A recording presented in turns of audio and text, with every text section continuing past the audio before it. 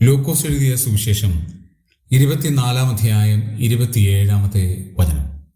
മോശെ തുടങ്ങി സകല പ്രവാചകന്മാരിൽ നിന്നും എല്ലാ തിരുവെഴുത്തുകളിൽ നിന്നും തന്നെക്കുറിച്ചുള്ളത് അവർക്ക് വ്യാഖ്യാനിച്ചു കൊടുത്തു. എമൗസിലേക്ക് പോയ ശിഷ്യന്മാർക്ക് സംഭവിച്ച കാര്യമാണ് ലൂക്കോസിന്റെ സുവിശേഷം 24-ാം അധ്യായത്തിലെ പ്രതിപാദ്യ വിഷയം.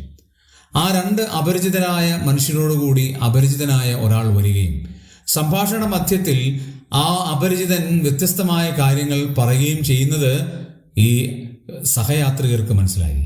അവിടെ ഒരു പ്രധാനപ്പെട്ട കാര്യം ഇങ്ങനെയാണ്: മോശെ തുടങ്ങി സകല പ്രവാചകന്മാരിൽ നിന്നും എല്ലാ തിരുവെഴുത്തുകളിൽ നിന്നും യേശുക്രിസ്തുവിനെ കുറിച്ചുള്ളത് അവർക്ക് വ്യാഖ്യാനിച്ചു കൊടുക്കുകയാണ്. യേശുവിൻ്റെ ജനനവും യേശുവിൻ്റെ ജീവിതവും മരണവും അടക്കവും ഉയിർത്തെഴുന്നേൽപ്പും എല്ലാ പ്രത്യക്ഷതയും മോശെ തുടങ്ങി സകല പ്രവാചകന്മാരും പറഞ്ഞ കാര്യങ്ങൾ അക്കമിട്ട് ഈ അപരിചിതനായ വ്യക്തി, അതായത് കർത്താവായ യേശുക്രിസ്തു വെളിപ്പെടുത്തി കൊടുക്കുന്ന അമൂല്യമായ കാര്യം.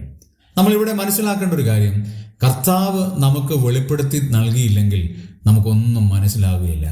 കർത്താവ് നമുക്ക് വേണ്ടി വ്യാഖ്യാനിച്ച് നൽകിയില്ലെങ്കിൽ നമുക്കൊന്നും മനസ്സിലാകുകയില്ല. കർത്താവിൻ്റെ കൃപയില്ലാതെ തിരുവെഴുത്തുകൾ നമുക്ക് മനസ്സിലാക്കാൻ കഴിയില്ല. ആകയാൽ ഓരോ നിമിഷവും കർത്താവിൻ്റെ കൃപയ്ക്ക് വേണ്ടി കൃപയിൽ നമുക്ക് ആശ്രയിക്കാം. ദൈവം നമ്മെ സഹായിക്കട്ടെ.